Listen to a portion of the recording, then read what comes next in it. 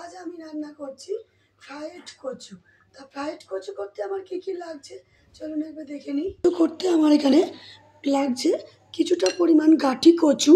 আমি এখানে ভালো করে সরু সরু করে কেটে এখানে ঝিরি করে কেটে ভালো করে জল দিয়ে ধুয়ে দুবার করে জল দিয়ে ধুয়ে জল ঝরিয়ে রেখে দিয়েছি।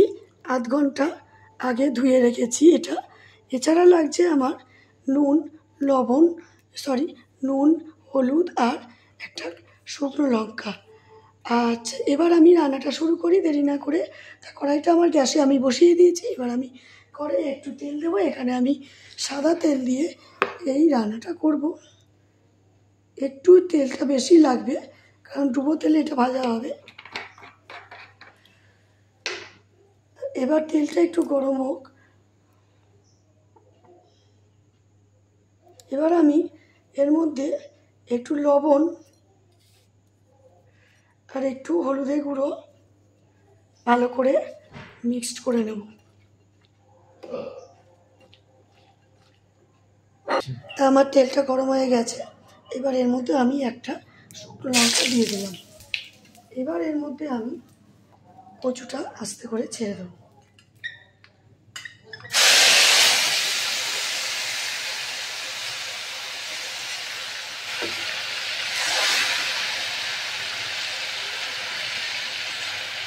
ভালো করে একটু নেড়ে দিলাম। গরম ভাতের সঙ্গে খেতে খুবই ভালো লাগে, কুরকুরে কচুও বলা যায়।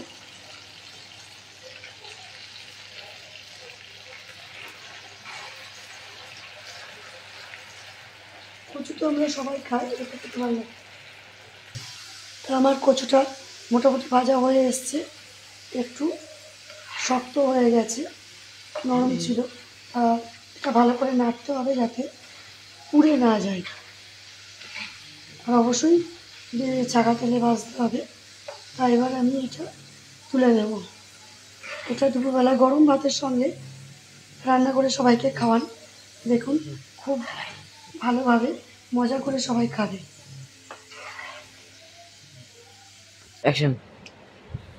তা আপনারা দেখতেই পেলেন আমার ফ্রাইড কচু খুব তাড়াতাড়ি বানানো হয়ে গেল। তা এবার ফ্রাইড কচু খেতে কেমন আছে অবশ্যই বাড়িতে একবার সবাই বানিয়ে খেয়ে দেখুন। আর কেমন হচ্ছে অবশ্যই আমাকে কমেন্ট বক্সে কমেন্ট করে জানাবেন। প্লিজ লাইক শেয়ার করবেন, নিউ ফ্রেন্ডরা সাবস্ক্রাইব করবেন।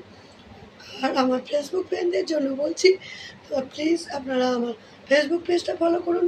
আর আমার আরও ভিডিও দেখার জন্য আমার ইউটিউব চ্যানেলটা ক্লিক করুন।